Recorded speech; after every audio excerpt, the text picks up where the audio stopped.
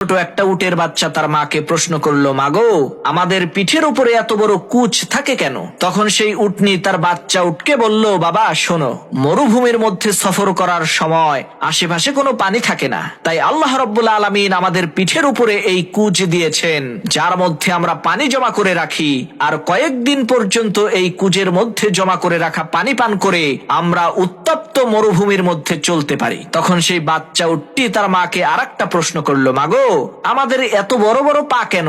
তখন সেই মা উটনিটি বলল, বাবা, আমাদেরকে মরুভূমির মধ্যে অনেক দূরে দূরে সফর করতে হয়, তাই আল্লাহ রাব্বুল আলামিন আমাদেরকে বড় বড় পা দিয়েছেন, যাতে আমরা খুব দ্রুতই রাস্তা অতিক্রম করতে পারি। তখন বাচ্চা উটটি বলল, মা, বুঝতে পেরেছি, এখন বলো আমাদের চোখের সামনে এত বড় বড় পাপড়ি কেন?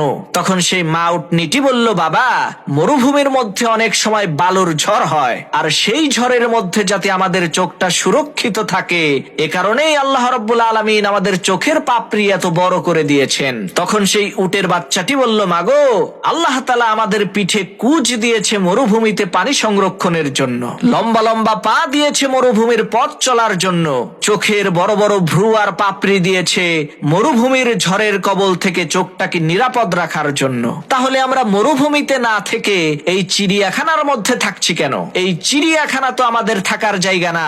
প্রিয় ভাই আমার, আপনার মধ্যে যতই গুণ থাকুক না কেন, আপনি যদি সঠিক জায়গায় না থাকেন, তাহলে আপনি কখনোই আপনার প্রাপ্য মর্যাদা পাবেন না।